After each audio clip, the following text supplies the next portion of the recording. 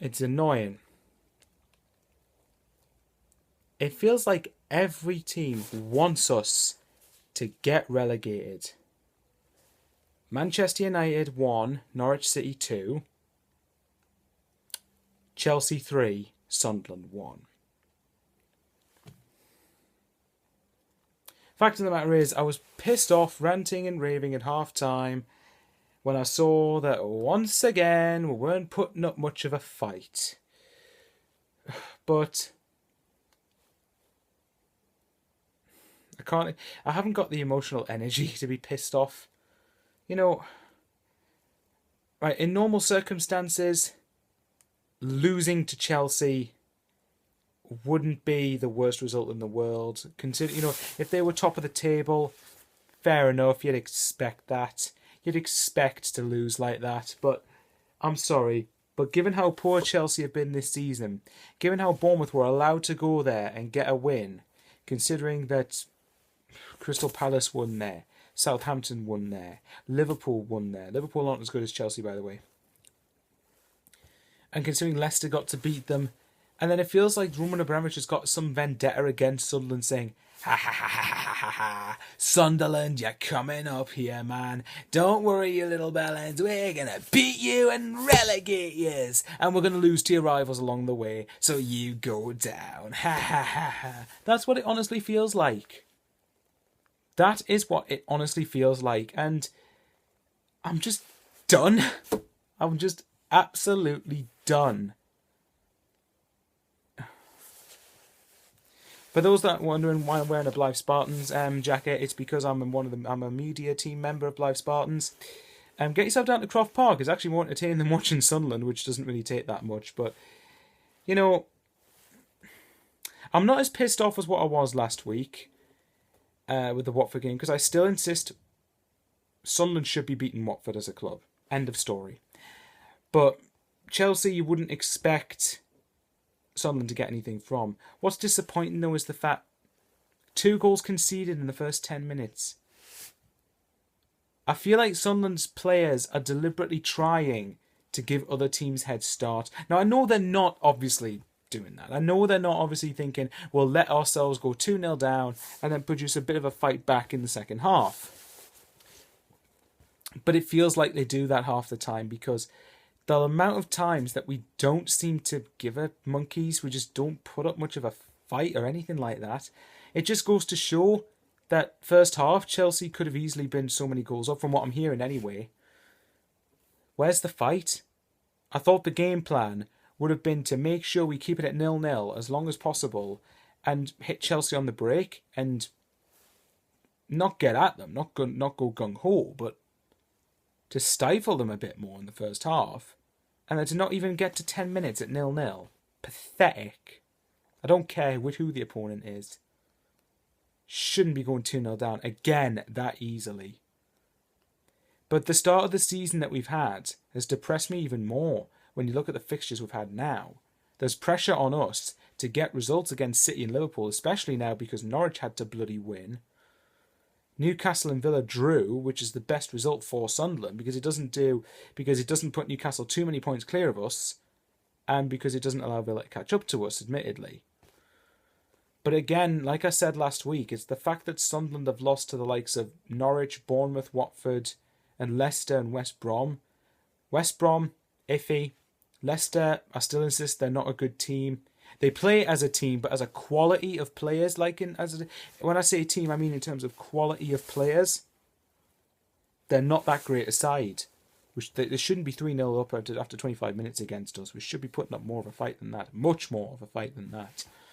Norwich go 3-0 down, not even bother to try and defend the goals.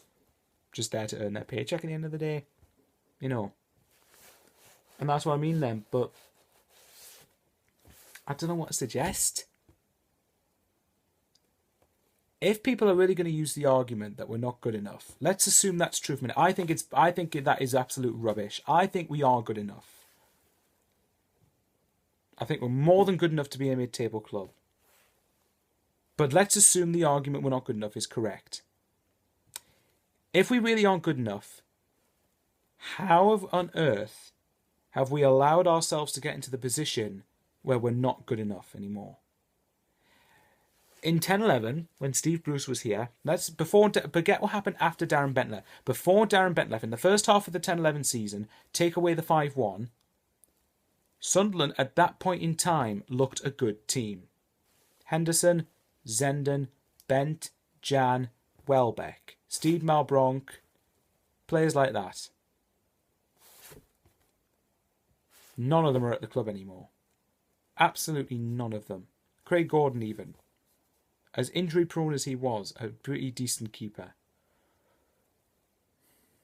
How have we got to the point from there to then suddenly just going back to avoiding relegation every season again? How on earth have we allowed ourselves to get to that point? This is why I'm saying the board level at the club needs to seriously be questioned about what is happening to this club. And especially given how religiously a lot of the fans follow it. It's part of my life. It's part of my friends' lives who support Sunderland. It's part of every single fan in that fucking stadium's life. And yet all the club can be asked to do, like I said, there are good people at the club, but the board level, the highest levels, and even those useless sods on the pitch, all they can be asked to do is give us a season where we're just avoiding relegation and beating Newcastle twice. Yes, beating Newcastle twice is great. Of course it is.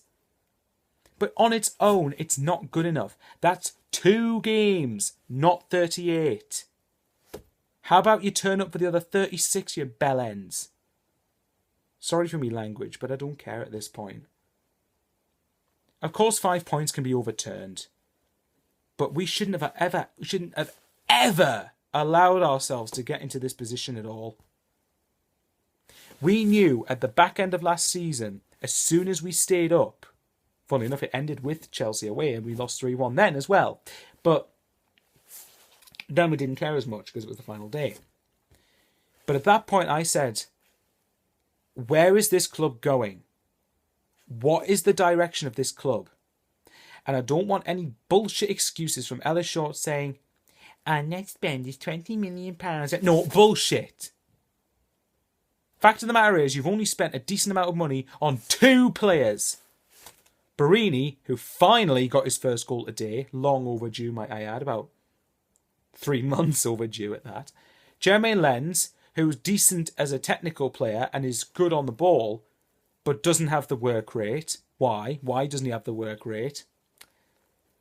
Kabul, 3 million. Quatters and Matthews, 2 million. Like I might have said this in the last week's video, but I really don't care at this point. Like I've said many times.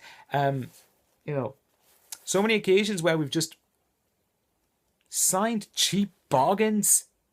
Highwayman Ellis, come on.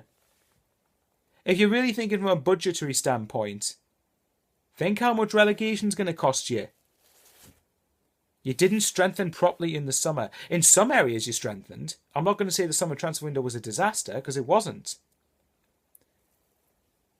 But come on. You've got to strengthen more than this. And I mean adequately strengthen. Actually sign actual quality.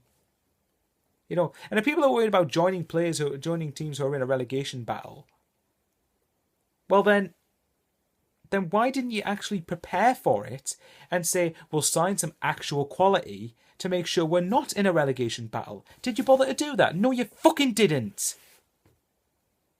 Ellis, this is why the fans are questioning you. Spend properly in January. I don't want any nonsense about, we're trying not to attract players. But no, bullshit. I don't want you to try to attract players. I want you to get players in over the line. Players that the fans want. And I don't want players who give other teams head starts in games. I don't want players who are going to contribute towards us allowing other teams to get their first points on the board, their first points in a while, and generally getting good results against us when they're on a bad run of form. The amount of times we've done this is pathetic. I don't care if it's Chelsea. They have been rubbish this season. They've been dreadful. And yet they picked today to have a good game. We let them have a good game first half. And this is another thing. Apparently second half we had a right go. Defoe missed a couple of chances. No. Defoe's getting paid that much money. He's getting paid so much a week. Stop putting chances away. Like you should be doing. Maybe to be fair to him, at least he's trying. But still. And I want you to stop missing sitters as well. Score them. That's pretty much all I've got to say, to be honest. Guys, I'm going to say I am going to be away to see my family over Christmas, so I am not going to be reviewing the Man City or the Liverpool games. I will, however, be back for the new year. And look forward to the new year, because I'm going to do a sort of shout-out mentions video that's going to be published on New Year's. That's going to be, uploaded on New Year's Day, or around the New Year's time. And that's about it. Sorry, guys, that if you might be interested in me ranting and raving. I know one of my friends was particularly interested in it, but I can't be bothered at this point. I really can't. And Man United, you're pissing me off as well, to be honest. You want to beat Sunderland but lose to Norwich. Are you trying to relegate us? It feels like that. That's not Man United's fault. That's our own fault. We've lost to teams we shouldn't have lost. So, guys, look, in case I'm probably not going to be putting up another video before Christmas, so I'll say this to everybody. Everyone have a happy Christmas. Wherever you are, you deserve it. And not just be with people that love you, and generally just be with people that you love in return. You know, the main thing about Christmas obviously isn't the presents. It's about being with people who love you, and you know, being and appreciating the family and friends you've got. And not to mention Christmas dinner. They're always lovely. Hence the size of me. Anyway, look, guys, take care. And so in case I don't see you until the new year, happy Christmas and a happy new year.